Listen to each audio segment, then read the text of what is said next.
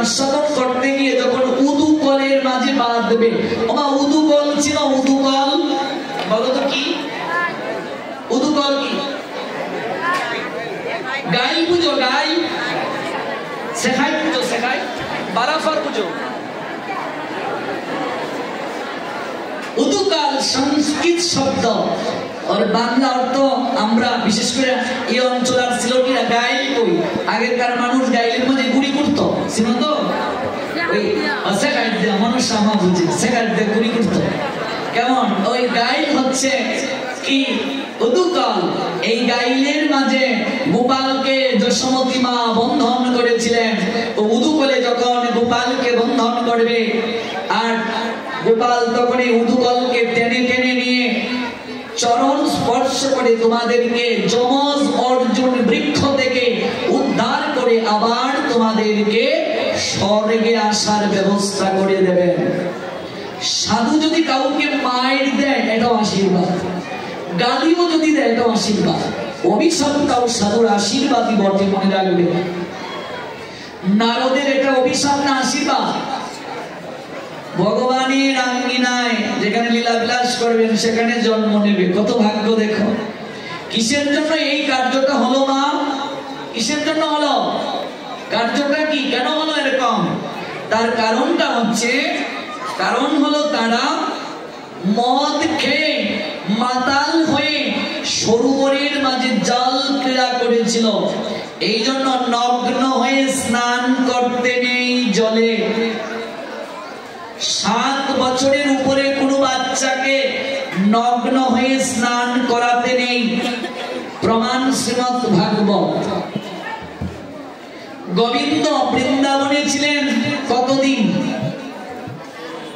10 বছর 8 মাস।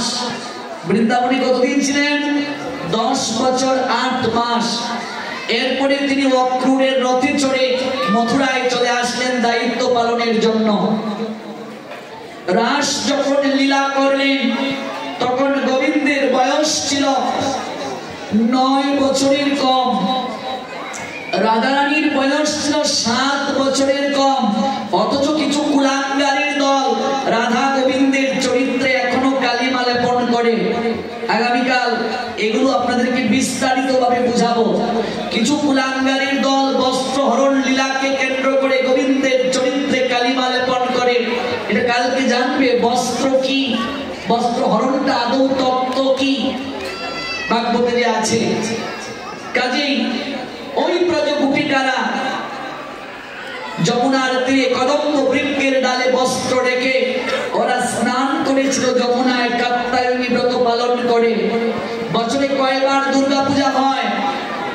3 বার।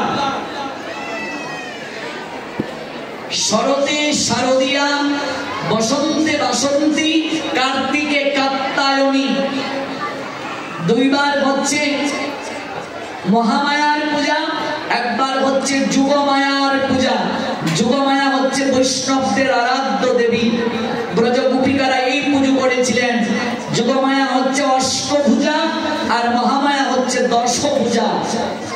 তত্ত্ব আছে, তত্ত্ব না বলে বুঝবে না।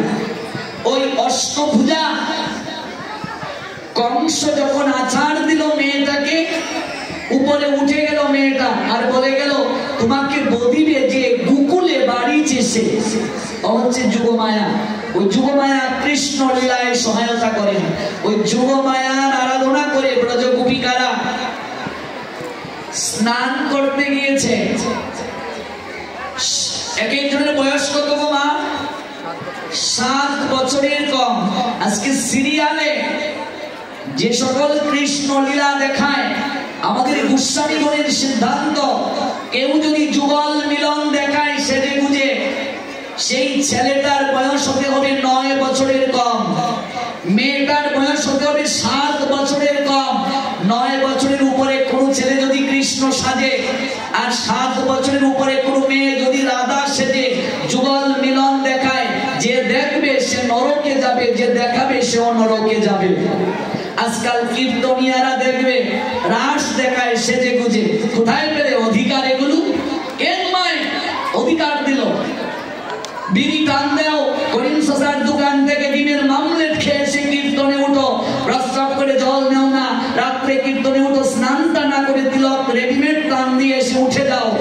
সাজে গুজে রাস দেখাও, কে দিয়েছে তোমায়